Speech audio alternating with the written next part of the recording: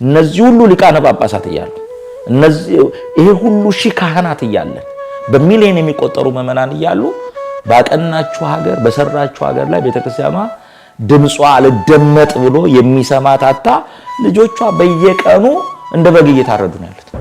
ኢትዮጵያ ውስጥ ከእስራኤል ጎን ቆመው በሶሻል ሚዲያ የሚከራከሩ በኢራን ጎን ቆመው የሚከራከሩ እስራኤል ላይ የሚደርሰውን የሚያወግዙ ሰዎች አሉ። ሀገሩ ላይ ግን ኢትዮጵያ ላይ ግን አሁን ሰላማዊ ሰዎች ሌላ አካባቢ ስንሄድ ጦርነት አለ እንበልሽ ሰው እየተዋጉ ነው ሰዎች የሚሞቱት። ሰላማዊ ሰዎች እኮ በአምልኮ ስፍራቸው ላይ በአሩሲ ምን እየሆኑ ነው? እየታረዱ ነው፣ እየተገደሉ ነው። ስለዚህ መጻጉ ብቻ አይደለም ሰው የለኝም እያለ ያለው ዛሬ ተጽዕኖ የሚደርስባቸው የሚታረዱ የሚገደሉ ምዕመናን የሚደርስልን ድምጽ የሚሆነን አባት የለንም፣ ድምጽ የሚሆነን ካህን የለንም፣ ድምጽ የሚሆነን ወገን የለንም ብለው ልክ እንደ መጻጉ ድምጽ እያሰሙ ያለበት ዘመን እንደሆነ ነው የሚሰማኝ። መጻጉ ብቻ አይደለም ሰው የለኝ ማለት።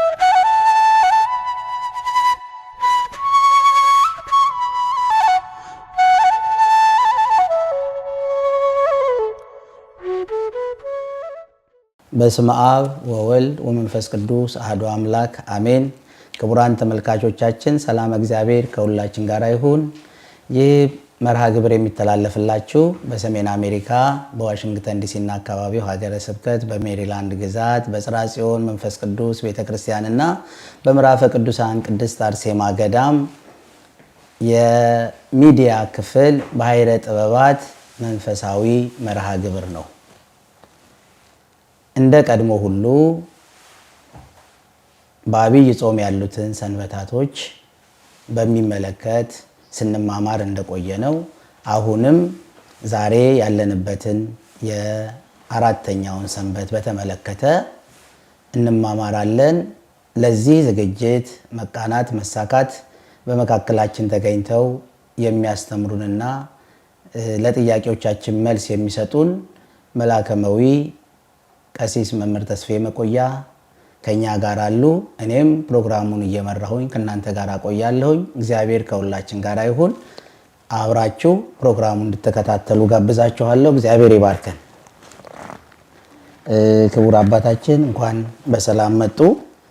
እንግዲህ እንደተለመደው በባለፈው ሳምንታት ላይ ያሉትን የወንጌል ትርጓሜዎች በሚገባ እያስተማሩን እንደመጡ ላማኞቻችንም ለተመልካቾቻችንም እያደረስን እንደነበረ ግልጽ ነው። አሁንም ደግሞ የደረስንበትን ሰንበት የመጻጉዕን ጥያቄዎችን እየጠየቅን እንደዚሁም በወንጌሉ ላይ ያሉትን ማብራሪያዎች እየሰጡን እንዲቆዩ ጋብዞታለሁኝ። እንኳን ደህና መጡ። እንኳን ደህና ቆያችሁን። እግዚአብሔር ያክብርልኝ። አሜን። ሁላችንንም እግዚአብሔር ይጠብቀን። እንግዲህ የተወደዳችሁ የእግዚአብሔር ቤተሰቦች የዛሬው መርሃ ግብራችንን የምንጀምረው ስለ መጻጉዕ በቅዱስ ወንጌሉ ላይ የተጻፈውን የወንጌሉን ቃል አንብበን በዛ ላይ የሚያስፈልጉትን ትንታኔዎች ደግሞ አባታችን እንዲሰጡ እናደርጋለን። እንድትከታተሉን በድጋሚ ጋብዛለሁ። አውደ ንባቡ ያው አባታችን እንደሚታወቀው በዮሐንስ ወንጌል ምዕራፍ 5 ቁጥር 1 ጀምሮ ያለው አውደ ንባብ ነው። እንደው ለመግቢያ ያህል እንዲረዳን እንዳነበው ይፈቀድልኝ። ያንበቡት። የዮሐንስ ወንጌል ምዕራፍ 5 ከቁጥር 1 እስከ 16።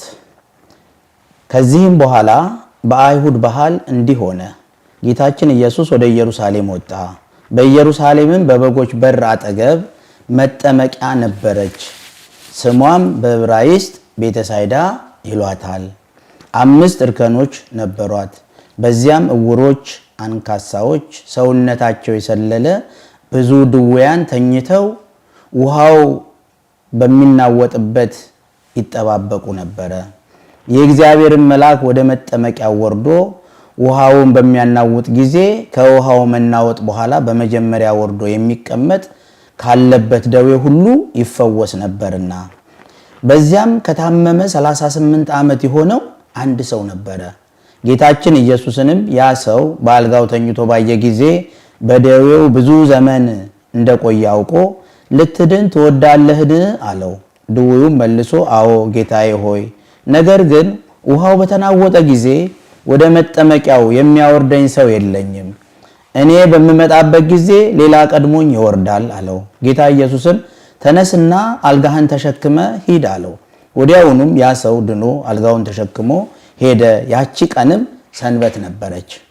አይሁድም የዳነው ሰው ዛሬ ሰንበት ነው፣ አልጋህን ልትሸከም አይገባህም አሉት። እርሱም መልሶ ያዳነኝ እሱ አልጋህን ተሸክመ ሂድ አለኝ አላቸው። አይሁድም አልጋህን ተሸክመ ሂድ ያለህ ሰውዬ ማን ነው ብለው ጠየቁት። ያ የተፈወሰው ግን ያዳነው ማን እንደሆነ አላወቀም። ጌታችን ኢየሱስም በዚያ ቦታ በነበሩበት ብዙ ሰዎች መካከል ተሰውሮ ነበርና፣ ከዚህም በኋላ ጌታ ኢየሱስ ያንን ያዳነውን ሰው በቤተ መቅደስ አገኘውና እነሆ ድነሃል፣ ግን ከዚህ የባሰ እንዳያገኝህ ዳግመኛ እንዳትበድል ተጠንቀቅ አለው። ያም ሰው ሄዶ ያዳነው ጌታ ኢየሱስ እንደሆነ ለአይሁድ ነገራቸው። ስለዚህ አይሁድ ጌታ ኢየሱስን ያሳድዱትና ሊገሉትም ይሹ ነበረ ይላል። እንግዲህ አውደ ንባቡን ለቃሉ የእግዚአብሔር ስም የተመሰገነ ይሁን። ተነበበውን አባታችን በሚገባ እስቲ ለአድማጮቻችንም ለተመልካቾቻችንም ጊዜውን በዋጀ ባለሁት መንፈስ ቅዱስ በገለጸልዎት መጠን የተወሰነ ማብራሪያ በዚህ ላይ ብንሰጥበት። እሺ፣ እግዚአብሔር ያክብርልኝ። ስለተነበበው ኃይለ ቃል የእግዚአብሔር ስም የተመሰገነ ይሁን። ለእርሶም ቃልዎት ያሰማልን። ወደ ጥያቄው መሄድ እንችላለን። ያው እንግዲህ በመጀመሪያ ላይ ባለው አውደ ንባቡ ላይ ይሄ የበጎች በር የሚለው ምንድነው? የበጎች በር እውነት ነው። ወንጌላዊው ቅዱስ ዮሐንስ እንደጻፈው እርሶም በዮሐንስ ወንጌል ምዕራፍ 5 ቁጥር 1 ላይ እንዳነበቡት የበጎች በር ይላል። ይሄ የበጎች በር የተባለው ያው እንደሚታወቀው በብሉይ ኪዳን ስርዓት ለኃጢአት ማስተሰሪያ ወይም ደግሞ ለሰዎች ለጊዜያዊ ለሰሩት ኃጢአታቸው ቤዛ የሚሆን እንስሳት ይዘው ይመጣሉ። የሚታወቅ ሕግና ስርዓት ነው የብሉይ ኪዳን እና ከነዛ መስዋዕት መካከል አንደኛው መስዋዕት በግ ነው። ስለዚህ በጎቹን ይዘው ሲመጡ የበጎቹ ወደ መቅደስ ወይም ደግሞ ወደ ኢየሩሳሌም የሚገቡባቸው 5 መግቢያ በሮች ስለነበሩ በቀጥታ በዛ የተሰጠው ስያሜ ነውና የበጎች በር ተብሏል። ለምን? ሌላው በጎቹ የሚገቡበት በር ብቻ ሳይሆን በበጎቹ መግቢያ በር ዙሪያ ላይ በጎቹ የሚታጠቡበት መታጠቢያ ስፍራ ነበር እና ሰዎች ይመጣሉ። ሲመጡ በጎች ይገዛሉ። ገዝተው በዛ በር ወደ ኢየሩሳሌም ይዘው ከመግባታቸው ወደ ቤተ መቅደስ ይዘው ከመግባታቸው በፊት በጎቹ የመታጠቢያ ስፍራ አላቸውና ታጥበው ከታጠቡና ከነጹ በኋላ ነው ወደ ኢየሩሳሌም ወይም ወደ ቤተ መቅደስ የሚገቡ። ስለዚህ የበጎች በር የተባለው አንደኛ በጎቹ የሚገቡበት በር፣ ሁለተኛ ደግሞ በጎቹ የሚታጠቡበት፣ ሌላው ራሱ እዛው በ5ቱ በሮች መግቢያ በር ላይም ደግሞ የበጎች መሸጫ ቦታ ነበር። አንድ ሰው ለኃጢአቱ መስዋዕት ይዞ ለመቅረብ በቀጥታ ካለበትም ይዞ የሚመጣ ሊኖር ይችላል። ግን እዛው ገዝቼ ይዤ እገባለሁ ይላል። በየበሮቹ አካባቢ መግቢያ በር አለ፣ መታጠቢያ አለ፣ መሸጫ ቦታ አለ። ከመሸጫው ይገዛል፣ በጎቹ በሚታጠቡበት ስፍራ ያሳጥባል፣ በነዛ በሮች ይዞ ይገባል። ይሄ መንፈሳዊ ትርጉም አለው። ምንድነው መንፈሳዊ ትርጉሙ? አንደኛ የበጎች በር ነው የተባለው የክርስቶስ ምሳሌም ነው። ራሱ ኢየሱስ ክርስቶስ በበግ ተመስሏል። በዮሐንስ ወንጌል ምዕራፍ 1 ቁጥር 29 ላይ ዮሐንስ ስለ ክርስቶስ ነዋ በጉ ለእግዚአብሔር ያትት ኃጢአት ዓለም የዓለምን ኃጢአት የሚያስወግድ የእግዚአብሔር በግ ብሎ ክርስቶስን የእግዚአብሔር በግ ብሎታል። ያው እንደሚታወቀው በይስሐቅ ፈንታ አብርሃም ከእግዚአብሔር የተሰጠውን በግ እንደሰዋ ሁሉ በአዳም ፈንታ ቤዛ ሆኖ የቀረበ ሁላችን የዳንበት የመስዋዕቱ በግ ማን ነው? ኢየሱስ ክርስቶስ ነው። ይሄ የበጎች በር ተብሎ የተጠራው በዛ በበጎች በር ሰዎች በጉን ይዘው ገብተው ነው በጉ ቤዛ ሆኗቸው ከኃጢአታቸው ነጽተው የሚሄዱት። እኛም ደግሞ በክርስቶስ ቤዛነት በአማናዊው በግ በክርስቶስ ቤዛነት ከኃጢአት ነፃ የምንወጣበትን ምስጢር ይዟል። የበጎች በር ነው የተባለው። ቅድም እርሶ እንዳሉት ዮሐንስ 10 ላይ ዮሐንስ 10:7 ላይ አነ ውእቱ አንቀጸ አባግዕ እውነት እላችኋለሁ እኔ የበጎች በር ነኝ ብሏል። ስለዚህ መንፈሳዊ ትርጉሙ የበጎች በር የተባለ መግቢያ በራችን ወደ ጽድቅ፣ ወደ ሕይወት፣ ወደ ዘላለም የምንገባበት የገባንበት ያስገባን አማናዊ በር ደግሞ ኢየሱስ ክርስቶስ ነው። ስለዚህ መንፈሳዊ ትርጉሙ ይሄ ነው። እንግዲህ በጎች የሚታጠቡበት የበጎች መታጠቢያ ስለሆነ እንደገና በጎች ደግሞ የሚሸጡበትም ቦታ ስለነበረ ሌላው ይሄ መንፈሳዊ ምስጢሩን ስንል በጎቹ ታጥበው ነው የሚገቡት። ነጽተው ታጥበው ነው ወደ መቅደስ ከነቆሻሻቸው ከነድፋቸው አይገቡም። ምዕመናን ተጠምቀው ከኃጢአት ነፃ ወጥተው ነው እንግዲህ በ40 እና በ80 ቀን ከተጠመቅን በኋላ ለምሳሌ በእለቱ በ40 ሚሆን በ80 የሚጠመቅ ወይም ደግሞ ከአሕዛብ የተመለሰ ከምንፍቅና የተመለሰው ተምሮ አምኖ በሚጠመቅበት ጊዜ እንደመጣ ቤተክርስቲያን አናስገባው። ስርዓተ ጥምቀቱ ተፈጽሞለት ወደ ቤተ መቅደስ ሜሮኑን ተቀብቶ ማህተሙን አስሮ ከዛ ነው ወደ መቅደስ የሚገባው።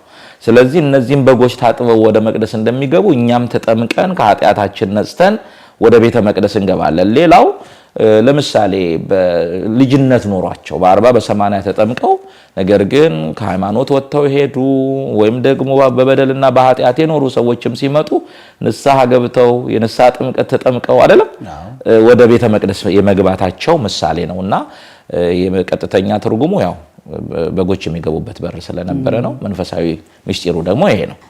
የበጎች በር የሚለውን በእንደዚህ አይነት መንገድ አስረድተውናል። እንደው ስለ በጎች በር ይሄን ያህል ካየን ስለ ቤተሳይዳንስ ያ የቤተሳይዳውን የመጠመቂያው ምንድነው? ቤተሳይዳ በመጽሐፍ እንደተጻፈ ቤተሳይዳ የሚለው ከዕብራይስጥና ከአረማይ ቋንቋ የተገኘ ኃይለ ቃል ነው ቤተሳይዳ የሚለውና ወደ አማርኛ ስንመልሰው ቀጥተኛ ትርጉሙ የምህረት ቤት ወይም ደግሞ የጸጋ ቤት ሁለት ቃል ነው ያለው ቤትና ሳይዳ ሚል ቤት ያው ቤት ነው ቤተሳይዳ የተባለው ቤት መኖሪያ መጠለያ እንደማለት ነው። ሳይዳ ደግሞ ምህረት ወይም ጸጋ ማለት ነው። ስለዚህ ቤተሳይዳ ማለት የምህረት የጸጋ ቤት ነው። በኢትዮጵያውያን ሊቃውንት ወይም ደግሞ በግዕዙ ትርጓሜ ቤተሳይል ቤተሳይል ወይም ደግሞ ቤተ ምህረት ይባላል። የምህረት ደጅ የምህረት ቤት የፈውስ ቤት የድህነት ቤት ተብሎ ሊተረጎም ይችላል። ይሄ ነው ትርጓሜው። አይ ጥሩ እንግዲህ በበጎቹና በዚህ በቤተሳይዳ ላይ ያለን ግንዛቤ ይሄን ያህል ከሆነልን 5 መመላለሻ እርከኖች ነበሩ ይላል በዚህ በቃሉ ላይና እነዚህ 5 መመላለሻ እርከኖቹ ከዚሁ ጋር ተያይዘው እንዴት ያዋቸው? ያው ቀጥተኛ ትርጉሙ ቅድም እንዳልኩት ለበጎቹ መግቢያ 5 በር እንደነበሩ መቼም በጎቹ ብቻቸውን ራሳቸው በ5ቱ በር አይገቡም። ይሄም 5 እርከኖች 5 መመላለሻዎች ነበሩት። ቀጥተኛ ትርጉሙ ከተለያየ አቅጣጫ ወደ ኢየሩሳሌም የሚገቡ ወደ ቤተ መቅደስ መስዋዕት ይዘው የሚገቡ ሰዎች የሚገቡበት 5 መንገዶች ወይም 5 በሮች ወይም 5 መመላለሻዎች አሉት ነው ቀጥተኛ ትርጉሙ። 5 መመላለሻዎች አሏት የሚለውን የኢትዮጵያውያን ሊቃውንት የሚተረጉሙት አለ። በቁሙ 5 መግቢያ በር ማለት ነው። 5ቱ አዕማደ ምስጢር ያላመነ ሰው ወደ እምነት መጥቶ ለመጠመቅ በሚመጣበት ሰዓት ቤተክርስቲያን እንደመጣ ታጠምቀው 5ቱን አዕማደ ምስጢርና 7ቱን ምስጢራተ ቤተክርስቲያን አስተምራው አምኖ ነው የሚጠመቀውና ስለዚህ የ5ቱ አዕማደ ምስጢር ምሳሌ ነው ተብሎ ይተረጎማል። ያው 5ቱ አዕማደ ምስጢር የምንላቸው የቤተክርስቲያናችን መሰረትም ዋናው መሰረት ስለሆነ ከዛ አንፃር እንግዲህ አባቶቻችን በትርጓሜው ላይም ይሄ በሰፊ ይነገራል። የ5ቱ አዕማደ ምስጢርም እርከኖቹንም ድውያንም የድውያኑ 5ቱም ድውያኖች ደግሞ ጾታ ምእመናን ነው የሚላቸዋል። ትክክል ነው። የጾታ ምእመናን ምሳሌ አድርጎም ያቀርባቸዋል። ክቡራን ተመልካቾቻችን እንግዲህ በሚገባ አባታችን የቃሉን ትርጉም እየሰጡ የሚገባው መልስ እየሰጡን ስለሆነ አብራችሁ እንድትቆዩ ከዚሁ ከመርሃ ግብራችን ጋር እንድትቆዩ ጋብዛለሁኝ። አባታችን እንግዲህ በዚሁ ላይ ስለ 5ቱ መመላለሻ በሮች የሚገባውን ትርጓሜ በሰፊ ሰጥተውናል። እንደዚሁ እንደው ወደፊት ለመሄድ ያህል ህመምተኞች ይተኙበት ነበረ። እነዛ እንግዲህ በባህሩ ላይ ወይም በወንዙ ላይ በመጠመቂያው በበሮቹ ላይ ህመምተኞች እየሄዱ በየእርከኖቹ ላይ ይተኙ ነበር ይላል በወንጌሉ ላይ። እንግዲህ ያው በመግቢያው ላይ እርሶም በመጽሐፉ ላይ በዮሐንስ ወንጌል ላይ እንዳነበቡት 5 መመላለሻዎች የነበሯት ቤተሳይዳ የተባለች የበጎች በር ነበረች ይችላል። እንግዲህ በጎቹ ይታጠቡ ነበር ብለናል ቅድም። ልክ እንደዛው በቦታው ላይ ደግሞ መጠመቂያ ስለነበረ በዛ መጠመቂያ ብዙ ህመምተኞች ለመፈወስ ይሰበሰባሉ። ቅድም እንደገለጽ ነው ወይም በንባብ አውደ ንባቡ ላይ እንደተነበበው አንካሶች፣ ጉንዱሾች፣ በቁስል የተመቱ የተለያየ ደዌ ያለባቸው 5 አይነት ይገልጻቸዋል። 5 አይነት ድውያኖችን ይገልጻቸዋል። እንግዲህ እነዚህ የተገለጹት በእርግጠኝነት ለአብነት እንጂ 5 አይነት ህመም ያለው ብቻ አይደለም። ብዙ ህመምተኞች በዛ ቦታ ላይ ለፈውስ ለድህነት መጥተው ይተኙ ነበር። ለምን? በመጠመቂያው ገብቶ የሚጠመቅ ሰው ከበሽታው ይፈወስ ስለነበረ ድህነት ፈልገው ፈውስ ፈልገው መጥተው በዛ ስፍራ ላይ መተኛታቸውን የሚተኙት እንግዲህ ወረፋ እየጠበቁ ድህነቱ በአንድ የሚከናወን ስላልሆነ ፈውስ ፈልገው ወረፋ በመጠበቅ ላይ ያሉ ናቸው። ይሄንን በምንድን ነው የምናየው? ዛሬም ቢሆን እጅግ በርካታ ሰዎች ዛሬ በተለይ በሀገራችን እምነት ባለበት አካባቢ ላይ ገንዘብ ከፍለው ሐኪም ቤት ሄደው ከሚታከሙት ሰዎች ይልቅ በየጸበል ስፍራው ላይ ፈውስ ፈልገው ሱባኤ በመግባት ደጅ በመጥናት የሚተጉ በጣም ብዙ ሰዎች አሉ። ጌታም ቢሆን ያለው በማቴዎስ ወንጌል ምዕራፍ 11 ቁጥር 28 ላይ እናንተ ደካሞች ሸክም የከበደባችሁ ሁሉ ወደ እኔ ኑ ነው የሚለውና ሸክም የሚለው ደዌዎችን በሽታን ነው። ዛሬም በእጅግ በርካታ ምዕመናን በብዙ አይነት ደዌና ህመም ውስጥ ሸክም ከብዶባቸው ፈውስ ፈልገው የሚጥሩ አሉ። በእርግጠኝነት እዚህ አሁን እኔና እርሶ ባለንበት ሀገር እጅግ ቴክኖሎጂው በረቀቀበት ብዙ መድኃኒቶች ብዙ ሐኪሞች ባሉበት ሀገር በየሆስፒታሉ ሄደው ድህነት አጥተው ቢታከሙም ዶክተር ቢያያቸው መድኃኒት ቢታዘዝላቸው ፈውስ አጥተው ይሄው እዚሁ መተው ባለንበት በዚህ በገዳማችን ውስጥ ደጅ የሚጠኑ ሱባኤ የሚገቡ ቁጥራቸው ብዙ ነው። ስለዚህ በዛም ዘመን ፈውስ ፈልገው ወረፋ እየጠበቁ የተኙ ናቸው። ዛሬም በየአድባራቱ በየገዳማቱ ጸበል ባለበት ቦታ ከእግዚአብሔር ድህነት ፈውስ ፈልገው አምላካችን እናንተ ደካሞች ሸክም የከበደባችሁ ወደ እኔ ኑ እኔ አሳርፋችኋለሁ ስላለ ከሱ እረፍት ፈልገው ፈውስ ፈልገው እጅግ በርካታ ሰዎች ይሰበሰባሉ። መልአከ ኃይል እዚህ ጋር አንድ ነገር መጠቆም እፈልጋለሁ እንደው እግረ መንገዱንና ብዙ ጊዜ አሁን ወደ ፈውስ ቦታ የሚመጡት የስጋ ደዌ ያለባቸው ሰዎች ናቸው። ምትታመመው ደግሞ ስጋ ብቻ አይደለም፣ ደዌ የሚገጥመው ስጋ ብቻ አይደለም። ስለዚህ እኛ ደግሞ ስጋ ብቻ አይደለም፣ ስጋ ምንን ነፍስ ምንን። ስጋ በበሽታ በደዌ ይታመማል፣ ነፍስ ደግሞ በኃጢአት ትታመማለች። ለስጋ ደዌ ፈውስ እግዚአብሔርን ፈልገን በየገዳማቱ በየአድባራቱ በየጸበሉ ስፍራ እንደምንተጋ ሁሉ ምንም አካላችን ስጋችን ጤነኛ የሆነ መስሎን እንደዚሁ ተዝናንተን የምንኖር ሰዎች ምናልባት ስጋችን ጤነኛ ልትሆን ትችላለች፣ ነፍሳችን ደግሞ በኃጢአት ታማ ሊሆን ስለሚችል ልክ እነዚህ ሰዎች ፈውስ ፈልገው በዛ በመጠመቂያው ስፍራ እንደሚተኙ ዛሬም በየጸበሉ በየገዳማቱ በየአድባራቱ ሰዎች ደጅ እንደሚጠኑ ለነፍሳችንን ፈውስ ከእግዚአብሔር ደጅ ለንስሐ ለመቀደስ ለመንጻት ጥረት ማድረግ እንዳለብን መትጋት እንዳለብን የነዚህ ሰዎች ታሪክ ያስተምረናል ብዬ አስባለሁ። አዎ አባታችን ይሄንን ሲያነሱ እንደው ዝም ብሎ እንዲሁ ትዝ የሚል ነገር አለና እግዚአብሔርን የመርሳት የታመመ እግዚአብሔርን ረሳ ነው። ታሞ የተነሳ እግዚአብሔርን ረሳ የሚባል ተረት አለና እኔ በብዙ በየጸበሉ ቦታ ላይ ትልቅ ፈውስ አግኝተው በረከት አግኝተው ከስጋ በሽታቸው የዳኑ ግን ከነፍስ በሽታቸው ለመዳን የሚፈሩ ብዙዎች አሉ። ተመልሰው ወደ ቤተ መቅደሱ መተው ንስሐ ገብተው ትላንትና የነበሩበትን ህይወት እግዚአብሔር አደረገልን ዳንን ብለው ይሄ የብዙ ሰዎች የብዙ ምእመናን ችግር ስለሆነ አጽንኦትም ሊሰጠው ይገባል። ስጋው ሲድን የስጋ ድህነቱ ስጋው ብቻ አይደለም። የተቃወም ስጋ ዘንበለ ነፍስ ነው። አለ ነፍስ ስጋ አትኖርም። ትክክል። ነፍስም አለ ስጋ አትኖርም። ስለዚህ የነፍስ ድህነቱ ግን ትልቅ ነው። ከእግዚአብሔር ጋር የሚያኖረው ህይወት የሚሰጠው እኔ የነፍስ ፈውሱ ደግሞ የበለጠ ነው። ተመልሰን ስንመጣ በነፍስ ከዳንን የስጋ በረከቶቻችን ይበዛሉ። ትክክል ነው። ብዙ በዚህ ላይ እንደው አጽንኦት ቢሰጡበት በጣም እርሶ ራሱ አጽንኦት ሰጥተውበት ነው የተናገሩትና እንደው እኔ እዚህ ቦታ ያየሁትን ነገር ልንገሎት። ቅድስት አርሴማ ገዳም እርሶም ከመጡ ጀምሮ እዚህ ቦታ ላይ ከማገልገል ከጀመሩ ጀምሮ እያዩ ነው 80% ብዙ ሰው የሚመጣው እዚህ ጋር ከደዌው ከስጋ ደዌው ካለበት ጭንቀትና ችግር ነፃ ለመውጣት ነው። ግን በሚሰጠው አገልግሎት በሚሰጠው ወንጌል በሚሰጠው ትምህርት ደግሞ እጅግ በርካታ ሰዎች ተምረው ንስሐ ገብተው ለስጋው ደግሞ የሚበቁ አሉ። እርሶ እንደተናገሩት ደግሞ እንዳጠቃላይ ስንመለከት ብዙ ሰው ይታመማል፣ ፈውስ ፈልጎ ይመጣል፣ ይጸልያል፣ ያለቅሳል፣ ይጠመቃል፣ ቅባ ቅዱሱን ይቀባል። እግዚአብሔር ደግሞ ትጋቱን አይቶ ቸርነቱን ጨምሮበት ምሕረት ይሰጠዋል። ፈውስ ያገኙና ይሄዳሉ። ከሄዱ በኋላ እርሶ እንዳሉት ንስሐም መግባት ወደ እግዚአብሔርም መመለስ ደጅ መጥናትም የለም። ለዚህ እንደው ይሄንን የምትከታተሉ ምዕመናን መላከ ኃይል ያነሱ ትልቅ ሐሳብ ነውና ትኩረት ሰጥተን ለስጋችን እንደምንጨነቅ ሁሉ ለነፍሳችን ልንጨነቅ ይገባል እላለሁ እኔ። በእውነት እግዚአብሔር ይስጥልን። ወደ ወንጌላችን ስንመለስ እንግዲህ ስለ ሕመምተኞች በሚገባ ተረድተናል። እዚህ ላይ ያው የታመሙ ሰዎች ወደ መጠመቂያው መጥተው በየእርከኖቹ ላይ ይተኙ እንደነበረ ሰፋ ያለ ማብራሪያ ተሰጥቷል። የእግዚአብሔር መልአክ የጌታ መልአክ ወደ መጠመቂያው ይመጣ ነበረ ይላል። አዎ እንግዲህ የቤተክርስቲያናችን ሊቃውንት የጌታ መልአክ የሚለውን ሀብተ ፈውስ ሀብተ ምሕረት የተሰጠው ቅዱስ ሩፋኤል ነውና ብዙ ጊዜ ቅዱስ ሩፋኤል ሐኪም ነው የሚባለው። ከመላእክት መካከል አንዱ የተሰጠው ጸጋ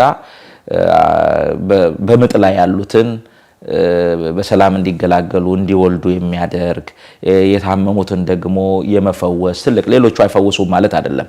ለእያንዳንዳቸው የተሰጣቸው ልዩ የጸጋ ስጦታ ደግሞ ይኖራልና ቅዱስ ሩፋኤል ሐኪም ነው። ስለዚህ ይሄ መልአክ ቅዱስ ሩፋኤል ነው።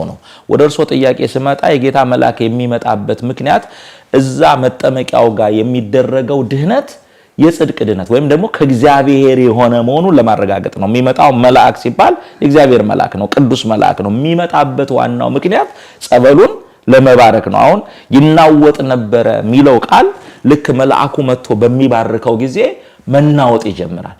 መናወጡ የተኙት ሰዎች ሕመምተኞቹ በዛ ዙሪያ ያሉት መልአኩ መምጣቱን እንዲያውቁ ነው። መልአኩን አያዩትም፣ ረቂቅ ነው። እሱንም ተገልጦ ለማየት ደግሞ ብቃት ያስፈልጋል። እዛ ጋር ለዛ ብቃት ላይ ስላልደረሱ መልአኩን አያዩትም። መልአኩ መጥቶ ሲባርክ ውሃው ይናወጣል። በቃ መልአክ እንደመጣና እንደባረከ አምነው ወደ መጠመቂያው ይገባሉና ስለዚህ የመጣው የእግዚአብሔር መልአክ ነው። የሚደረገውም ጽድቅ በምትሃት በአጋንንታዊ በመንፈስ ሳይሆን መንፈሳዊ መሆኑን ከእግዚአብሔር መሆኑን ለማስረዳት ነው። ለዚህ እንደ ምሳሌ አድርጌ የማቀርበው መዝሙር 64 ቁጥር 4 ላይ ቅዱስ ዳዊት የሚናገረው ቃል አለ። አንተ የመረጥከው በአደባባዮችም ለማደር የተቀበልከው ሰው ምስጉን ነው፣ በጽድቅህም ድንቅ ነው የሚል ኃይለ ቃል አለ። በጽድቅህ ድንቅ ነው አለ። ምንድነው? የጽድቅ ድንቅ አለ፣ የኃጢአትም ድንቅ አለ። ለዚህ እንደ ማስረጃ አድርጌ የማቀርበው ለምሳሌ በፈርዖን ፊት ሙሴ ታምራት አድርጓል። የሙሴ ታምራት ከእግዚአብሔር የሆነ ታምራት ነው። ልክ የፈርዖን ጠንቋዮች ደግሞ ሙሴ ያደረገውን ታምራት አድርገዋል። ለምሳሌ በትሩን እባብ ማድረግ ታምር ስላደረጉ ከእግዚአብሔር ነው ሊባል አይቻልም። ዛሬም ቢሆን ፈውስ እንሰጣለን የሚሉ በተለያየ አዳራሽ እኮ እንፈውሳለን የሚሉ ፈዋሾች አሉ፣ ተፈወስንም የሚሉ አሉ። ታው ሌላ አዳራሽ በሌላ ቤተ እምነት ያለውን ተው፣ በእኛም መቁጠሪያ ይዘው የሆነ ነገር አድርገው ምን ብለው እንፈውሳለን የሚሉ አሉ። ፈውሱ ከእግዚአብሔር ነው። ከእግዚአብሔር ተአምር ስለተደረገ ተአምራት ሁሉ ከእግዚአብሔር ናቸው ማለት አንችልም። ለምን? ሙሴ በትሩን እባብ አድርጓል። የፈርዖንም ጠንቋዮች በትሩን እባብ አድርጓል። በጽድቅህም ድንቅ ነው ይላል። ስለዚህ የጽድቅ ድንቅ አለ ከእግዚአብሔር የሆነ፣ በምትሃት የሚደረጉ ደግሞ ድንቆች አሉ። ስለዚህ በቤተ ሳይዳ ይደረግ የነበረው ፈውስ ከእግዚአብሔር መሆኑን ለማጠየቅ የእግዚአብሔር መልአክ ከሰማይ ይወርዳል፣ ይባርከዋል፣ ይናወጣል። ሲናወጥ መልአኩ እንደመጣ ያውቃሉ። ገብተው ተጠምቀው ከበሽታቸው ይፈወሳሉ ነው። በዚህ ላይ የእግዚአብሔር መልአክ ወይንም የጌታ መልአክ ወደ መጠመቂያው ወርዶ ውሃውን ባናወጠው ጊዜ ቀድሞ የገባ ሰው ነው የሚፈወሰውና አንድ ሰው ብቻ ነበር ይፈወስ የነበረው። ለምንድን ነው የነበሩት? 5 በር ነበር። በ5ቱም በር የገቡ ሰዎች ብዙዎች ናቸው። በየእርከኑ ላይ ተኝተው እየተጠባበቁ ነው። የበሽታው አይነት ብዙ ነው። ከ5 ነው ብለን እዚህ ላይ የተዘረዘረው አለ። አንድ ሰው ነበር ግን የሚፈወሰው። ትክክል። ወንጌሉም እንደዛ ነው የሚለው፣ ፈውሱም እንደሱ ነው የነበረው። ለምንድን ነው እንግዲህ ፈውስ ፈልገው የመጡት ሰዎች በአሃዝ አልተጻፉም፣ እጅግ ብዙ ነው የሚሆኑት።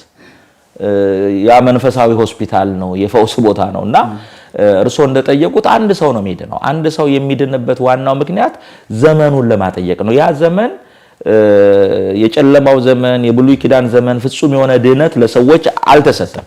ስለዚህ አንድ ሰው መዳኑ ሰው ምንም እግዚአብሔርን ቢበድል ኃጢአት ቢሰራም ከእግዚአብሔር የተለየ ቢሆንም የእግዚአብሔር ረድኤትና ቸርነት ግን ከሰው ያራቀ ያልተለየ መሆኑን ለማጠየቅ ነው።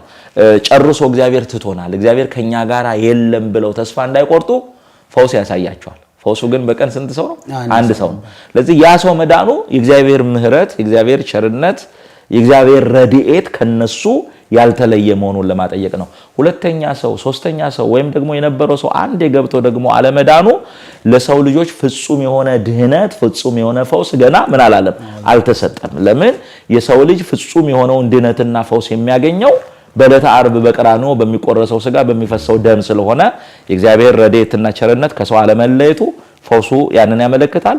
ሰው ሁሉ አለመዳኑ ደግሞ ፍጹም የሆነ ድህነት ለሰው ልጆች አለመሰጠቱን የሚያሳይ ሐሳብ ነው። አይ እንደው የዚህን የአንድ ሰው ብቻ መፈወስ የብዙ ሰዎች ጥያቄ ይሆናል ብዬ ስለማስብ ነው ጥያቄ ማድረግ ያነሳሁት። ለምን የድህነት ቦታ እስከሆነ ድረስ ግን ነቢያቱም አባቶቻችን ያድኑ ነበረ። አንዳንድ ሰው ያድኑ ነበር፣ እግዚአብሔር አልተለየንም፣ ጸጋ እግዚአብሔር አልተለየንም የሚልም ምሳቤ በነዛ ሰዎች ውስጥ እንዲያድር በወንጌል አንድምታው ላይም እነ ሕዝቅያስ እነ ኢሳይያስ ቅዳሜ አንዳንድ ሰው ያድኑ ነበር ይላል። የዚህ የአንድምታው ትርጓሜ ከዚህ ጋር ደግሞ ወንጌሉ ላይም ያለው አንድ ሰው ብቻ መዳኑ እግዚአብሔር እንዳልተለየን ጸጋ እግዚአብሔር እንዳልተለየን በሚገባ እየተብራራልን እንደሆነ አድማጮች ተመልካቾቻችንም እንዲረዱት ብዬ ነው። እንግዲህ በዚህ ላይ ወደ መጻጉዕ የሚለው እንግዲህ ይሄ በመናነበው ስያሜ የተሰጠበት እሁር ላይ የ38 ዓመት ሙሉ በሽተኛ የነበረ ሰው ነበረ ይላል። አዎ ምንድነው ያው ዕለቱንም ሰንበቱን ያው ባለፉት ተከታታይ ሳምንታት ስለተማርን ነው ያላነሳሁት። መጻጉዕ ብሎ የሰየመው ይሄንን ሰንበቱን የሰየመው ቅዱስ ያሬድ ነው። መጻጉዕ ማለት የሰውየው መጠሪያ ስሙ አይደለም፣ እንደው ለአንዳንድ ምዕመናን ግልጽ እንዲሆን ነው። መጻጉዕ ማለት ህመምተኛ ማለት ነው። ይሄ ሰውዬ ደዌ ስለነበረበት ታማሚ ስለነበረ ታማሚው እንደማለት ነው የቃሉ ትርጓሜና 38 ዓመት ተኝቶ ነበር የሚለው ያው የአልጋ ላይ ተኛበትን ለረጅም ዘመን ህመምተኛ መሆኑን ለመግለጥ ምን ያህል ረጅም ዘመን በደዌ ተይዞ አልጋ ላይ ተኝቶ ረዳት ሽቶ የኖረ ሰው መሆኑን ለመግለጥ ነው። በዚሁ አጋጣሚ ነው ጠቆም አድርጌ ማለፍ የምፈልገው ዛሬም ይሄው ከታመምኩ 3 ዓመቴ ነው 10 ዓመቴ ነው 15 ዓመቴ ነው ብለው ረጅም ዓመት በመታመማቸው ምክንያት አዝነው ተስፋ ቆርጠው የሚኖሩ ሰዎች አሉ። ይሄ የዚህ ሰው እንግዲህ በዛ ክፍለ ዘመን እኮ እጅግ በጣም ብዙ የታመሙ ከዚህ ሰውዬ የከፋ ህመም ውስጥ የነበሩ ብዙ ሰዎች ሊኖሩ ይችላሉ። የዚህ ሰው ታሪክ የተጻፈልን ሰውየው ጻድቅ ስለሆነ አይደለም። ሰውየው እንደውም ታሪኩን በኋላ እናየዋለን። ሰውየው ለእግዚአብሔር የተመቸና የተለየ ማንነት ኖሮት አይደለም። ግን ረጅም ዘመን አልጋ ላይ ተኝተው በደዌ ተይዘው በተለያየ ፈተና ውስጥ ኖረው እስከ መቼ ነው ብለው ተስፋ እንዳይቆርጡ የጊዜ ርዝማኔ የእግዚአብሔርን ቸርነት እንደማይገድበው የጊዜ መቆየት የእግዚአብሔርን አዳኝነት እንደማይገድበው ነው። ለምሳሌ ይሄ ሰው 38 ዓመት ሙሉ ነው የተኛው። ግን ከ38 ዓመት በኋላ እግዚአብሔር በምህረት ጎብኝቶ ጤንነቱን አግኝቷል። 18 ዓመት በሙሉ በድካም መንፈስ የነበረችው ሴት ከድካሟ ምን ብላለች? ድናለች፣ ተፈውሳለች። 12 ዓመት ደም ሲፈሳት የነበረች ሴት ከበሽቷ ተፈውሳ ጤነኛ ሆና ቆማለች። እኔ የዚችን ሴትዮ ታሪክ ሳነብ የሚደንቀኝ ነገር ምንድነው? ልብሱን ነክታ መዳኑ አይደለም። ያን ያህል ዓመት ደም እየፈሰሳት በህይወት ቆማለች። ሰው እኮ አንድ ቀን ሙሉ ሳያቋርጥ ደም ቢፈሰው ህይወቱን ሊያጣ ይችላል። ስለዚህ ድሮም ቆማ ትኖር የነበረችው በእግዚአብሔር ቸርነት ነውና የእድሜው ዛ ተኝቶበት የቆየው ጊዜ መገለጡ ዛሬም በደዌ ዳኛ በአልጋ ቁራኛ ተይዘው ተኝተው አምላኬ መቼ ነው የሚፈውሰኝ መቼ ነው የሚጎበኘኝ የሚሉ ሰዎች ተስፋ እንዳይቆርጡ እግዚአብሔርን በየትኛውም ህመምና ችግር ጭንቀት ውስጥ ሆነው ቢጠብቁት አንድ ቀን መጥቶ እንደሚጎበኝ እንደሚፈውስ እንደሚያድን ልንማርበት የተጻፈ የመጽሐፍ ቅዱስ ክፍል ነው። ሌላው እዚሁ ወንጌሉ ላይ ጌታችን መድኃኒታችን ኢየሱስ ክርስቶስ ይህን ሰው አይቶታል፣ ታሟል። ለረጅም ዘመን እንደተኛ አይቶታል። ልትድን ትወዳለህ ወይ ብሎ ለምን ጠየቀው? ትክክል ነው። በጣም ትክክለኛ ጥያቄ ነው።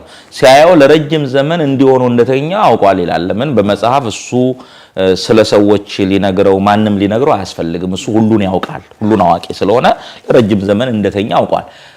ለምን ጠየቀው ነው ጥያቄ።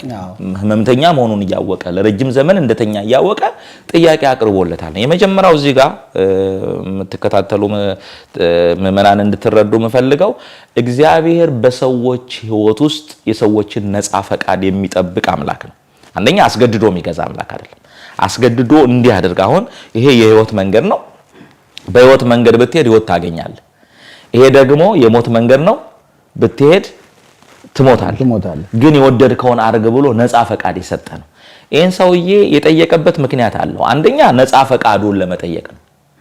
ሁለተኛ ግን ሚስጢር አለው። አንደኛ የሰውዬ በኃጢአቱ የታመመ ነው፣ የኃጢአት ደዌ የገጠመው ነው። ምንድነው እዚህ ጋር ጥንቃቄ ማድረግ የሚገባን የታመሙ ሰዎች ሁሉ ኃጢአተኞች ናቸው ማለት አይደለም። እንደ ኢዮብ በጽድቅ ኖረው ለሌሎች ማስተማሪያ የሚታመሙ ሰዎች አሉ። የህመም አይነቶች ብዙ ናቸው። እነዛን አሁን ካነሳን ስለሚሰፋብን፣ ይህ ሰው ግን በኃጢአቱ ምክንያት የመጣበት ደዌ ነው ያለው። አሁን ክርስቶስ ለረጅም ዘመን እንደተኛ አውቋል። ነፃ ፈቃዱን ጠይቆታል። ልትድን ትወዳለህ አለው።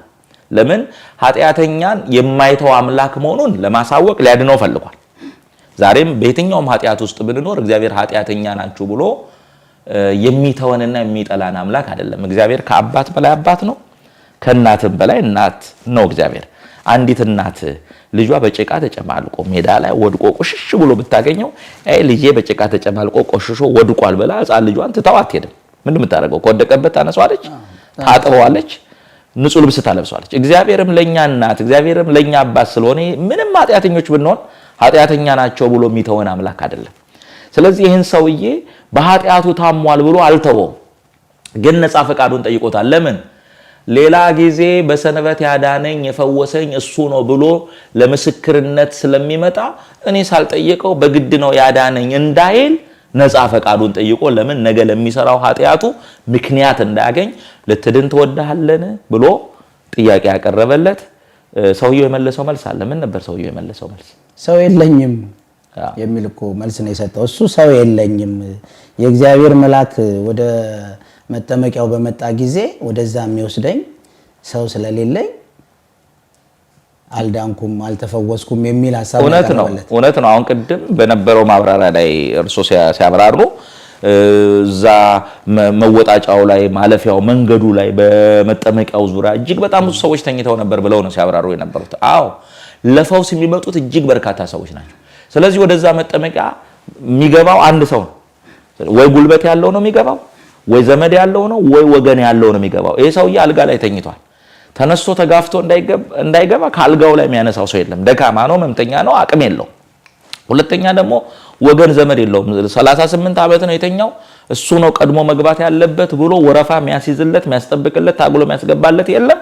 አንድ ቀን እድናለሁ ብሎ ተስፋ በማድረግ 38 ዓመት ሙሉ እዛ ላይ አልጋ ላይ ተኝቷል። ልትድን ትወዳለህ የሚል ጥያቄ ሲያቀርብለት፣ አዎ እዚህ ላይ የተኛሁት እኮ ለመዳን ነው ለመፈወስ ነው፣ ግን አንስቶ የሚያስገባኝ ሰው የለኝም ማለት ሰው የለኝም። የእግዚአብሔር መልአክ በመጣ ሰዓት ላይ ባህሩ በተናወጸ ጊዜ ወደ ባህሩ የሚያደርሰኝ የለም፣ ቀድሞ የሚያስገባኝ የለም፣ ሰው የለኝም ማለት። ከዚህ የምንረዳው ሰውየው የመለሰው ሰው የለኝም። አሁንም ጥቆማ ሰተን ማለፍ ይኖርብናል። ይሄ ሰው ቢኖረው ኖሮ ረዳት ቢኖረው ኖሮ አቅም ያለው ሰው ቢኖረው ኖሮ ያ ሁሉ ፈተና ወርዶበት ያንን ሁሉ ዓመት አልጋ ላይ ምን አይልም ነበር? አይተኛም ነበር። ዛሬም ሰው የለኝም የሚሉ ብዙዎች ናቸው። እዚህ ጋር አንድ ነገር ማንሳት አለብን። ለምሳሌ የኢትዮጵያን ቤተክርስቲያን ዛሬ እንውሰዳለን። የኢትዮጵያን ቤተክርስቲያን ዛሬ ስንወስድ ብዙ ሰዎች አሉ አይደል? በብዙ አስሮች የሚቆጠሩ ሊቃነ ጳጳሳት አሉ። በብዙ ሺህ የሚቆጠሩ ካህናትና መነኮሳት፣ ሊቃውንት፣ ዲያቆናት፣ መምህራን አሉ። በሚሊዮን የሚቆጠሩ አማንያን አሉ። 60 ሚሊዮን 70 ሚሊዮን የሚቆጠሩ ምዕመናን አሉ፣ አማንያን አሉ። ነገር ግን ዛሬ እነዚህ ሁሉ ሊቃነ ጳጳሳት እያሉ ይሄ ሁሉ ሺህ ካህናት እያለን በሚሊዮን የሚቆጠሩ ምዕመናን እያሉ ባቀናችሁ ሀገር በሰራችሁ ሀገር ላይ ቤተክርስቲያኗ ድምጿ አልደመጥ ብሎ የሚሰማታታ ልጆቿ በየቀኑ እንደ በግ እየታረዱ ነው ያሉት። አሁን ለምሳሌ ባሩሲ የሚሆነውን እያየን ነው። ሰሞኑን በመካከለኛው ምስራቅ በእስራኤል በአሜሪካና በኢራን ጦርነት አለ። ኢትዮጵያ ውስጥ ከእስራኤል ጎን ቆመው በሶሻል ሚዲያ የሚከራከሩ፣ በኢራን ጎን ቆመው የሚከራከሩ፣ ኢራኖች ላይ የሚደርሰውን የሚያወግዙ፣ እዚህ ጋር ደግሞ እስራኤል ላይ የሚደርሰውን የሚያወግዙ ሰዎች አሉ። መወገዝ አለበት። በኢራን ላይ እየተደረገ ያለው በሌላውም እየተደረገ ያለው ጦርነት ጥቅም ስለሌለው መወገዝ አለበት። እኔ ያንን ውግዘት እየተቃወምኩ አይደለም። ሀገሩ ላይ ግን ኢትዮጵያ ላይ ግን አሁን ሰላማዊ ሰዎች ሌላ አካባቢ ስንሄድ ጦርነት አለ እንበልሽ፣ ሰው እየተዋጉ ነው ሰዎች የሚሞቱት። ሰላማዊ ሰዎች እኮ በአምልኮ ስፍራቸው ላይ በአሩሲ ምን እየሆኑ ነው? እየታረዱ ነው፣ እየተገደሉ ነው። ስለዚህ መጻጉዕ ብቻ አይደለም ሰው የለኝም እያለ ያለው ዛሬ ተጽዕኖ የሚደርስባቸው የሚታረዱ የሚገደሉ ምዕመናን የሚደርስልን ድምጽ የሚሆነን አባት የለንም፣ ድምጽ የሚሆነን ካህን የለንም፣ ድምጽ የሚሆነን ወገን የለንም ብለው ልክ እንደ መጻጉዕ ድምጽ እያሰሙ ያለበት ዘመን እንደሆነ ነው የሚሰማኝ። መጻጉዕ ብቻ አይደለም ሰው የለኝም ማለት። ስለዚህ ቤተክርስቲያን ዛሬ ሰው የለኝም የምትልበት ሰዓት ነው። ሌላው ረዳት ያጡ፣ ደጋፊ ያጡ፣ ወገን ያጡ፣ መጠለያ ያጥተው ተርበው ተጠምተው ወድቀው ከወደቁበት የሚያነሳቸው ሰው ያጡ ብዙ ምስኪናን ያሉበት ዘመን ላይ ነው ያለነው። ሀገራችን ኢትዮጵያ ራሷ በዘረኝነቱ፣ በጥላቻው፣ በክፋቱ፣ በምኑ እርስ በርስ በመዋጋቱ አሁን የመካከለኛው ምስራቅ ሀገራት ከሀገራት ጋር ነው የሚዋጉት። እኛ ግን ወንድም ከወንድሙ ጋር፣ ቤተሰብ ከቤተሰብ ጋር እርስ በርስ እንደዚህ አይነት ነገር ውስጥ ነው ያለነውና ከዚህ የሚያወጣን ሰው ያስፈልገናል። ስለዚህ ሰው የለኝም ብሎ መጻጉዕ መልስ ሰጥቷልና ሰው ያስፈልጋል። ዛሬም እግዚአብሔር እኛ ሰው እንድንሆን ይፈልጋል። ትዝ ይሎት ከሆነ ንጉስ ዳዊት ልጁ ሰሎሞንን በዚህ በአንደኛ ነገሥት ምዕራፍ 2 ቁጥር 2 ላይ እኔ የምድሩን መንገድ ሁሉ እሄዳለሁ አለ። ዘመኑን ጨርሶ ወደ አምላኩ የሚሄድበት ዘመን ሲደርስ በርታ ልጄ ሆይ ሰውም ሁን ብሎታል። ስለዚህ ሰው ሆን፣ ዛሬ ሰው ሆነን መገኘት፣ ለሀገር ሰው ሆነን መገኘት አለብን። ለቤተ ክርስቲያን ሰው ሆነን መገኘት አለብን። ለተራቡ፣ ለተጠሙ፣ ለተቸገሩ ሰው ሆነን መገኘት አለብን እና ሰው የለኝም ነው ያለው። ዛሬም ያ ሊቁ በጠራራ ፀሐይ ሻማ ይዞ በህዝብ መካከል በገበያ መካከል እየዞረ ምን ሆነሃል ፀሐይ ያለ ሻማ ይዘ ምን እየፈለክ ነው ሲል በገበያ መካከል ሰው አጥቼ ሰው እየፈለኩ ነው አለ። ዛሬም ሀገራችን ኢትዮጵያ ሰው የምትፈልግበት፣ ቤተክርስቲያናችን ሰው የምትፈልግበት፣ የተቸገሩ ምዕመናንም ሰው የሚፈልጉበት ጊዜ ነው። እንደው የመጻጉዕን ታሪክ ብቻ ተርከን እንዳናልፍ ይሄንንም አይተነው እንድናልፍ ፈልጌ ነው። ክቡራን አድማጮቻችን እግዚአብሔር በፈቀደና በረዳን መጠን በቅዱስ ወንጌሉ ላይ የተገለጸውን እየተጠያየቅን እየተማማርን ነው የምንገኘው። ክቡር አባታችን ባነሱት ላይም ባሕረ ጥበባት የቴሌቪዥን መርሃ ግብርም በዚህ በአሩሲ በኢትዮጵያ ኦርቶዶክስ ተዋሕዶ እምነታቸው ስለሚታረዱት ይህ ጣቢያችን ሁልጊዜ የሀዘን መግለጫውን እየሰጠ የሚገኝ ነው። እናንተም ድምፅ እንድትሆኗቸው ሰው እንደሚያስፈልጋት ሁላችንም ስለ ቤተ ክርስቲያናችን ልንጸልይ። አሁን የምናውጀው እኛ ጸሎት ነው። የቤተ ክርስቲያን ጉልበቷ ጸሎት ነው፣ እግዚአብሔርን መማጸን ነው እንጂ ሌላ ጦር የላትም፣ ሌላ የምትሰብቀው ነገር የለምና በዚህ ሁላችንም እንድንበረታ በዚሁ አደራ ላለሁኝ። ወደሚቀጥለው ጥያቄ ሲሄድ ክቡር አባታችን እንግዲህ ሰው የለኝም ያለበት ምክንያት ምናልባት እንደው ጌታችን መድኃኒታችን ኢየሱስ ክርስቶስ የ30 ዓመት ጎልማሳ ስለነበረ ትክክል እኮ ነው። ትርጓሜው እንደዛ ነው። ጥሎ እንዲከተው ነው ወይስ?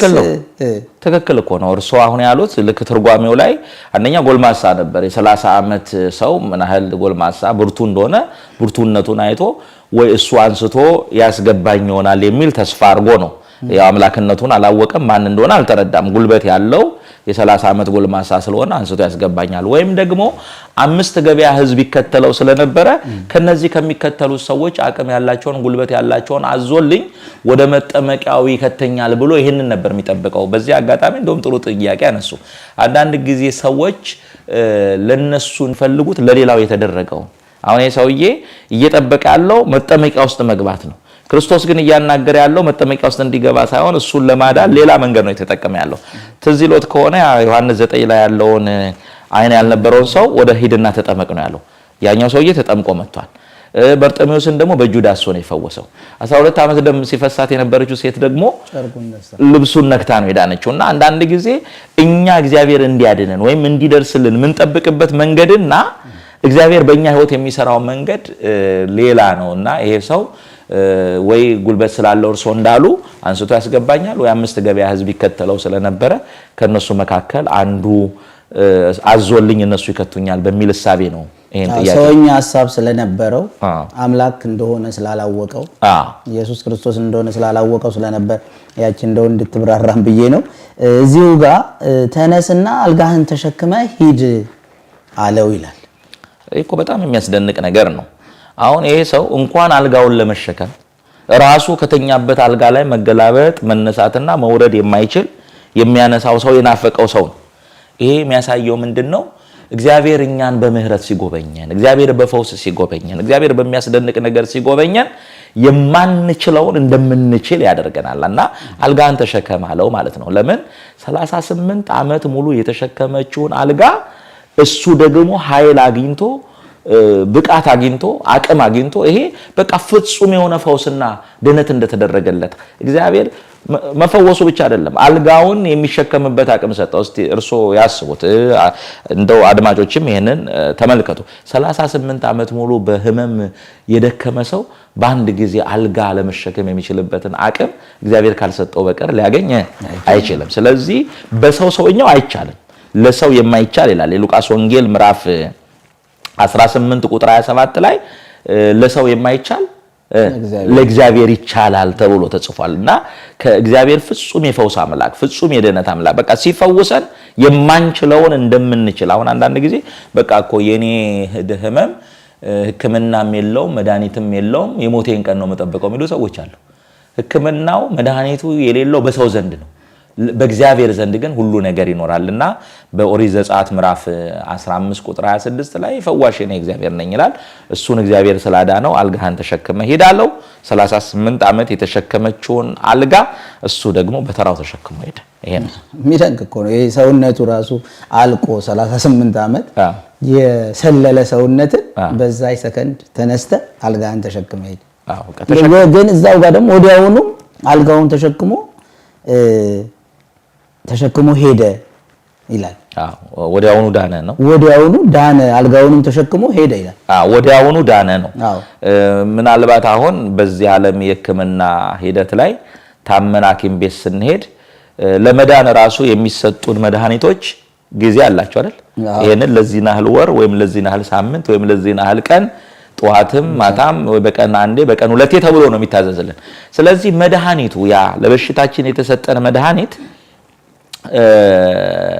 ፈዋሽ የሚያድን መድኃኒት ቢሆንም ለማዳን ምን ይወስዳል ጊዜ ይወስዳል ይሄ ግን ከአምላክ የተሰጠ ፈውስ ስለሆነ ወዲያውኑ ዳነ ማለት ለመዳን እንኳን ጊዜ ቀጠሮ አልሰጠውም በቅጽበት እሱ በተናገረ ሰዓት ተነሳና አልጋን ተሸከም ባለው ጊዜ ወዲያውኑ ድኖ ተፈውሷል ምንድነው እዚህ ጋር የምንረዳው ይሄ ሰውዬ አምኖ አይደለም ነገር ግን ክርስቶስ አዝኖለት ከበሽታው ፈውሷልና እሱ ቃል ሲናገር ቃሉ እንደሚሰራ የምንረዳበት ቃል ነው ተነስና አልጋህን ምን በል ነው ያለው ተሸከም አለው ቃል ሲያወጣ ሰውየው ዳና አልጋውን ተሸከመ አምላካችን በቃሉ ነው ሰማይና ምድርን ያጸናው የፈጠረው ሰማዩን ምድር ሆኖ ብሎ በነቢብ የፈጠረው አለ በገቢር የፈጠረው አለ በሐሎ የፈጠረው አለ ዝም ብሎ የፈጠረው አለ ባርመሞ ማለት ነው ባርመሞ የፈጠረው አለ በነቢብ ተናግሮ የፈጠረው አለ አሁን ቃል ሲያወጣ ፍጥረታትን የፈጠረ አምላክ ስለሆነ ቃል ሲያወጣ የሰውዬ ድኗል ለምሳሌ ማቴዎስ ወንጌል ምዕራፍ 8 ቁጥር 8 ላይ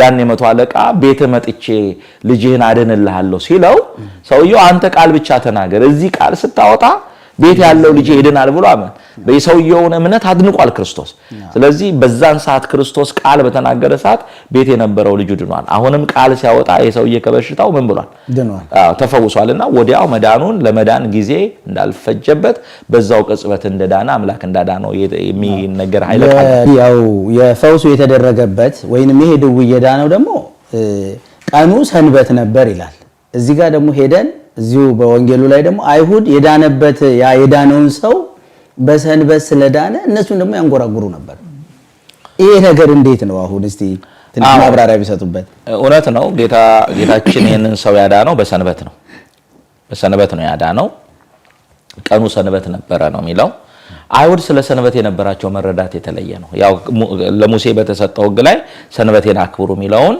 ወስደውታል። አይሁድ ራሳቸውን የሚያዩት እንደ የሕጉ ጠባቂና አስጠባቂ የሕጉ ፈጻሚና አስፈጻሚ አድርገው ነው የሚያዩት። ስለዚህ በሰንበት እንደዚህ አይነት ፈውስ ሲሰራ ሰንበት ተሽሯል የሚል እሳቤ ነው ያላቸው። ለዚህም ነው ኢየሱስ ክርስቶስ ራሱ ወቅሷቸዋል። በሰንበት በሬው ወይም አህያውን ፈቶ ውሃ የማያጠጣ ማን ነው ብሎ ገስጿቸዋል። በዚህ በሉቃስ ወንጌል ምዕራፍ 13 ቁጥር 15 ላይ ጌታ መልሶ እናንተ ግብዞች ከናንተ እያንዳንዱ በሰንበት በሬውን ወይ አህያውን ከግርግሙ ፈቶ ውሃ ሊያጠጣ የማይወስደው ማን ነው?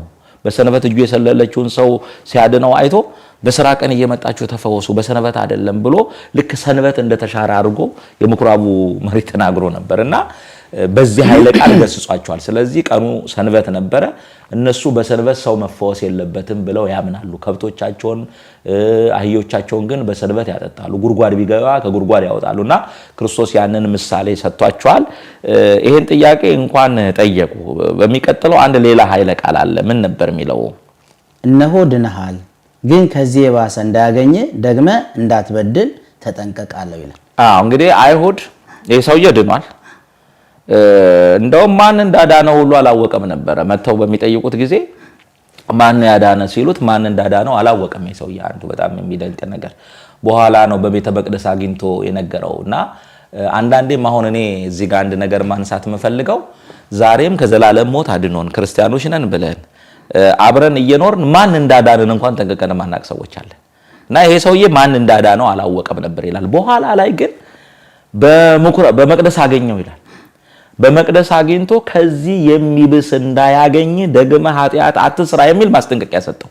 ከዚህ የሚብስ 38 ዓመት ሙሉ በደዌ ተኝቶ የነበረበትን ምክንያት ስንመለከት መጀመሪያም ኃጢአት ሰርቶ ነው ብለናል።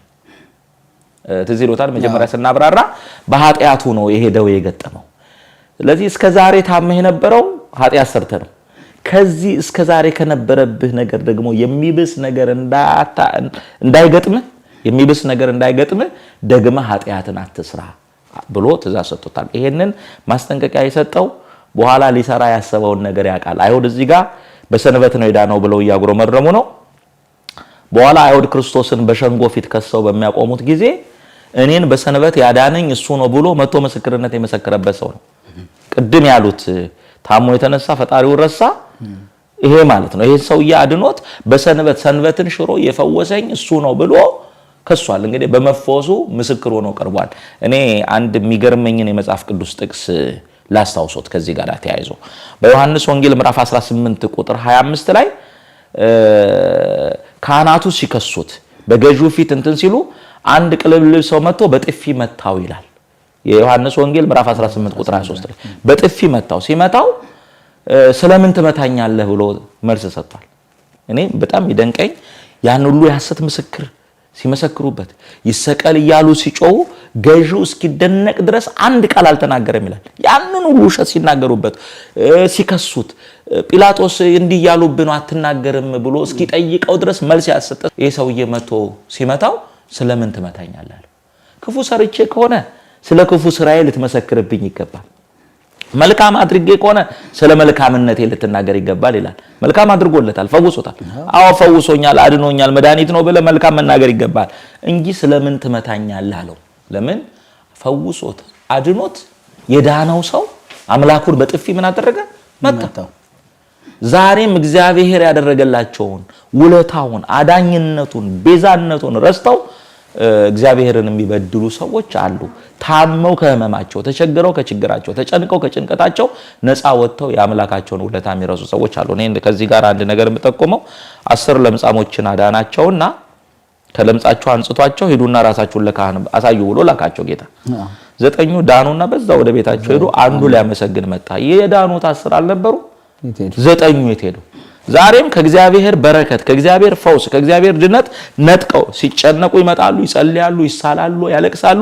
ሲድኑ ድህነቱን ነጥቀው ዞር ብለው እግዚአብሔርን ሳያዩ የሚሄዱ ሰዎች አሉ። መጻጉዕም እንደዛ ነው።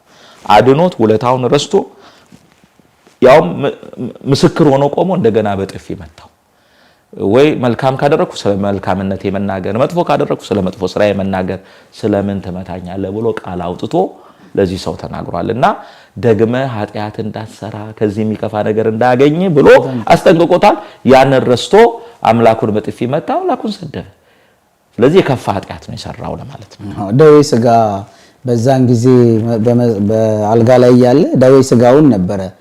ስጋው ነበር የታመመውም ስጋው ነበረ፣ በስጋው ነበር የዳነው። ይሄን ቃል ሲናገረው ግን በነፍስ እንደሚታመም እየነገረው ነበረ። ትክክል ነው። ከስጋ ደዌ ደግሞ የነፍስ ደዌ ይብሳል። አሁን ባነሱት ላይ ሰዎች ብዙዎቻችን ቅድም ብየዋለሁ፣ የዚህ የነፍስ ደዌ እንዳይጸናብን የነፍስ በሽታው እንዳይበዛብን መጠንቀቅ እንዳለብን። ግን ያቺ የነፍስ ደግሞ በጥፊ መጥቶት እጁ ሰላ ቀረች ነው የሚለው አይደል? ትክክል። እጁ ሰለለች እንደገና ሰላ ቀረች ነው የሚለው። አይ እንግዲህ ክቡር አባታችን በዚህ ላይ ሰፋ ያለ መግለጫ ሰጥተውናል። ሰፋ ያለ የወንጌሉን ቃል አስተምረውናል። እንደው እስቲ ቀረ የምንለውም ካለ ለዛሬ ጠቅለል አድርገው ተወሰነች ነገር ቢያስተላልፉልን። እንግዲህ ብዙ ሊቀር ይችላል። ሊቃውንቱ ደግሞ ከዚህ በላይ አምልተው አስፍተው አመስጥረው ይተረጉማሉ። እኔ ግን እንደማጠቃለያ ማነሳው መጀመሪያ ይሄ ሰውዬ ከደዌ ሁሉ የዳነው ቅድም እንዳነሳ ነው። ለምሳሌ ሐኪም ቤት ታመን ብንሄድ አንድ ህመም ቢገጥመን ለዛ ህመም መድኃኒት ይሰጠናል። አንዳንድ ጊዜ የሚሰጠን መድኃኒት አንዱን እያከመ ሌላውን አካላችንን ሊጎዳ ይችላል። ለጉበት የሚሰጠው ለሌላኛው፣ ለኩላሊት የሚሰጠው ለሌላኛው፣ ለሳምባ የሚሰጠው ለሌላኛው ጉዳት ሊያመጣ ይችላል። ይሄ ሰውዬ ግን ከደዌ ሁሉ ዳነ ነው የሚለው። ዛሬም ወደ ጸበል ሲመጡ አሁን ቅድስት አርሴማ ገዳም ጸበል ብዙ ሰዎች ይመጣሉ። አንዱ ከካንሰር ዳንኩኝ ይላል፣ አንደኛው ከሌላ በሽታ ዳንኩ ይላል፣ አንደኛው ከዚህ ዳንኩ ይላል። ጸበሉ አንድ ነው። ፈዋሹ እግዚአብሔር ነው። በጸበሉ ላይ አድሮ ኃይሉን አሳድሮ የሚፈውሰው እግዚአብሔር ነው። ያ አንዱ ጸበል ሁሉንም አይነት በሽታ ምን ያደርጋል? ያድናል፣ ይፈውሳል። ስለዚህ ጌታም ይሄንን ሰውዬ ሲያድነው ከደዌው ሁሉ ዳነ። እንግዲህ አንድ አይነት በሽታ ብቻ አልነበረበትም፣ ከበሽታው ሁሉ ነው የዳነውና ይሄ የሚያሳየው በኦሪት ዘጸአት ምዕራፍ 15 ቁጥር 26 ላይ ፈዋሽህ እኔ እግዚአብሔር ነኝ ብሎ እግዚአብሔር እንደተናገረ ከደዌ ሁሉ የሚያድን እሱ ነው። በትንቢተ ሆሴዕ ምዕራፍ 13 ቁጥር 24 ላይ ከኔ በቀር ሌላ መድኃኒት የለም ይላል። ስለዚህ መድኃኒቱ አዳኙ ፈዋሹ ማን ነው? አምላካችን ነው። ለሰው ልጆችም ቢሆን ለዶክተሮችም ለሐኪሞችም ቢሆን ጥበብን የሰጠ እግዚአብሔር ነው። እንደገና ደግሞ መድኃኒቱ ከበሽታው ጋር ተገናኝቶ እንዲያድነንም የሚያደርግ ማን ነው? እግዚአብሔር ነውና የመጨረሻ ማስተላለፍ የምፈልገው ያው ጤንነትህን እመልስልሃለሁ በትንቢተ ኤርምያስ ምዕራፍ 30 ቁጥር 16 ላይ ጤንነትህን እመልስልሃለሁ ቁስልህንም እፈውሳለሁ እንዳለ ዛሬም በልዩ ልዩ ደዌና በሽታ ውስጥ ያለን ሰዎች ጤንነትን የሚፈውስ ጤንነትን የሚሰጥ ቁስልን የሚፈውስ እግዚአብሔር መሆኑን አምነን ወደ አምላካችን ቀርበን ከሱ ፈውስን ልንሻ ይገባናል። እዚህ ላይ አጽንኦት መስጠት የምፈልገው ብዙ ጊዜ ብዙዎቻችን የሚያስጨንቀን የስጋ ደዌ ነው። አባታችን ብለው ምዕመናንም መጥተው የሚያለቅሱት ሐኪም ጋር ሄጄ የምርመራ ውጤቴ እንደዚህ ይላል እንደዚህ አይነት ህመም ውስጥ ነኝ ብለው ይጨነቃሉ። በየሆስፒታሉም በየምኑም በየጸበሉም ብዙ ሰው ስለ ስጋው ደዌ ነው የሚጨነቀው። እኔ አንድ ነገር መጨነቅ እንደው ማሰብ አይገባም ማለት አይደለም። ለምን አንጨነቅም ብንል ሰው ስለሆነን የሚያስብ አእምሮ ስለተሰጠን ማሰባችንና መጨነቃችን አይቀርም። ግን ለስጋ ደዌያችን የምንጨነቀውን ያህል ለነፍስ አንጨነቅም። አሁን አንዳንድ ሰዎች በኢንሹራንሳቸው ኢንሹራንስም የሌላቸው ገንዘብ ከፍለው እስቲ ቼክ ላድርግ ብለው አጠቃላይ ምርመራ ሄደው ያደርጋሉ። ጥሩ ነው። በኋላ በሽታው ስር ሰዶ ስቃይ ውስጥ ከመግባት ሄዶ ምርመራ ማድረጉ ጥሩ ነው። ለነፍሳቸው ግን በሀገራችንም እኮ እድር ይገባል። ቀባሪ ሰው ይቀብረኛል ብለው በሞት እንኳን ብለው ንስሐ ግን እና ልክ ሄደው ዶክተር ጋር ሄደው ምርመራ እንደሚያደርጉት ወደ ካህን መጥቶ መመርመር ያስፈልጋል። ንስሐ መግባት ያስፈልጋል። እኔ አንድ ጥያቄ ልጠይቅ። አሁን እጅግራችን ምንም አይነት ደዌ ሳይኖርብን ጤነኛ ሆነን ብንኖር አንሞትም? ማን ከሞት የሚቀር የለም። ታመምንም መሞታችን አይቀርም። ጤነኛም ሆነን መሞት አይቀርም።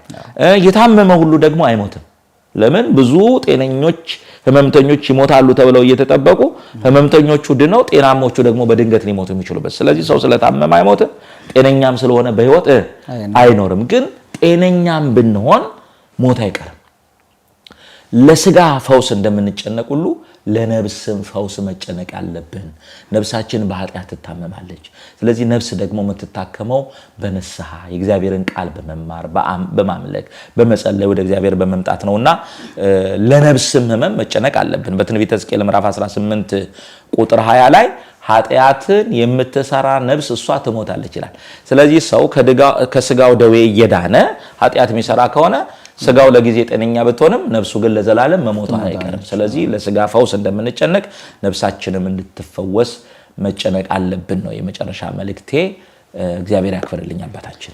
ክቡር አባታችን እግዚአብሔር ያክብርልን። በቅዱስ ወንጌሉ ላይ በዮሐንስ ወንጌል ምዕራፍ 5 ላይ ያለውን ቃል ስለመጻጉዕ በሚገባ አብራርተው ስላስተማሩን ስለመከሩን ለጥያቄዎቻችን ሁሉ መልስ ስለሰጡን እግዚአብሔር አምላክ የአገልግሎት ዘመኑን ያስፋልሆት፣ ቡራኬው ይድረሰን። ክቡራን ተመልካቾቻችን እንግዲህ በመርሃ ግብራችን ላይ በአውደ ወንጌሉ ላይ በዮሐንስ ወንጌል ምዕራፍ 5 ላይ የተጠቀሰውን ቃል አንስተን ከክቡር አባታችን ከመላከ እመዊ ተስፋዬ መቆያ ጋራ ጥሩ ቆይታ አድርገናል። እናንተም እንደተከታተላችሁን ተስፋ እናደርጋለን። ባሕረ ጥበባት የቴሌቪዥን መርሃ ግብር ለእናንተ የሚያደርሰውን ይህንን የዛሬውን ፕሮግራም መርሃ ግብር በዚህ አጠቃሏል። እግዚአብሔር ከሁላችን ጋር ይሁን።